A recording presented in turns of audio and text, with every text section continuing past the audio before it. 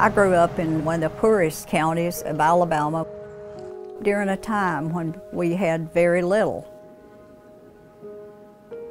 This is possum trot leading off right here, but my mother felt that I should learn the work ethic as a child. She had worked all her life. I had to chop cotton in the spring for my grandfather, and then you'd have to drag that cotton sack on your shoulders down the row.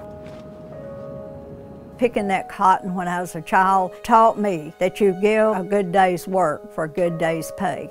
I'm Lilly Ledbetter, and I'm from Possum Trot, Alabama.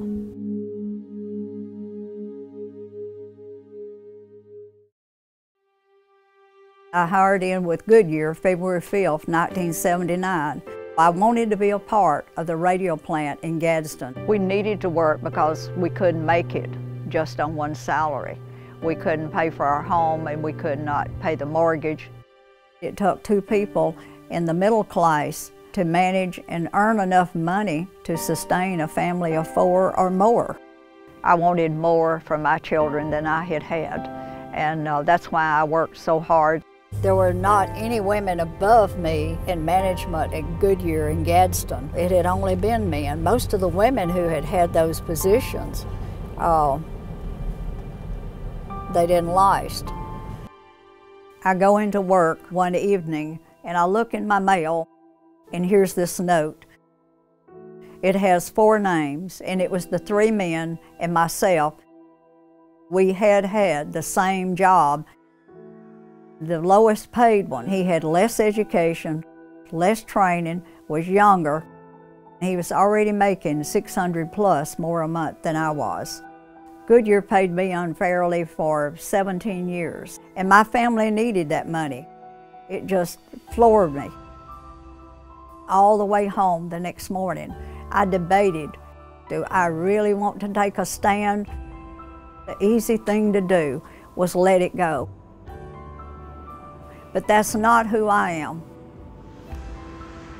And I told my husband, I have to file a charge in Birmingham, Alabama, and I will tell you up front, if I start, I'll be in it at least 8 years.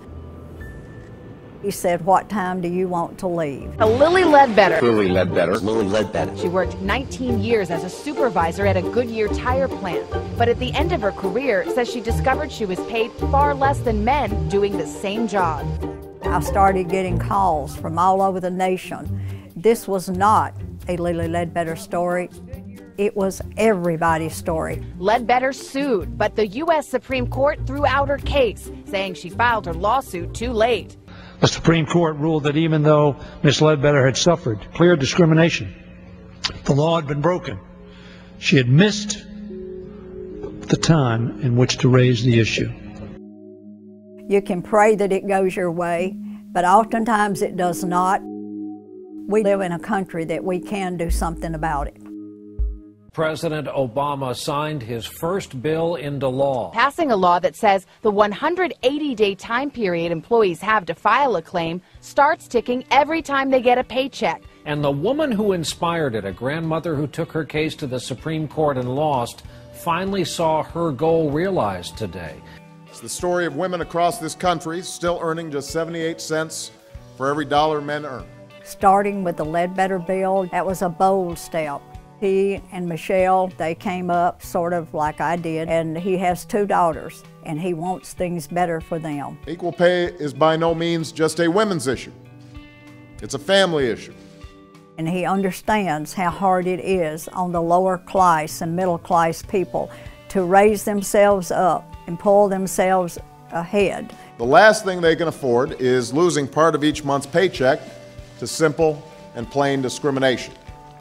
It's a question of who we are and whether we're truly living up to our fundamental ideas.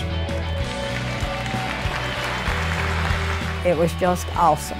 I mean, it was just awesome. And when I walked up to the White House the morning that the bill was signed, my grandchildren looked at me like I was a rock star. I believe the president keeps his promises. When you make health care easier for women, when you make education possible for women and their families to advance themselves, women have a fair shot. We need more bills in Congress. We need paycheck fairness. You see, an economy built to last is one where we encourage the talent and ingenuity of every person in this country. That means women should earn equal pay for equal work. And when we get paycheck fairness, that will carry the women's cause down the road much farther and give them more benefits.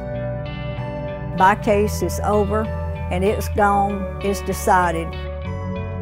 But I can make a difference for my daughter, my granddaughter, and all of the young women across the nation.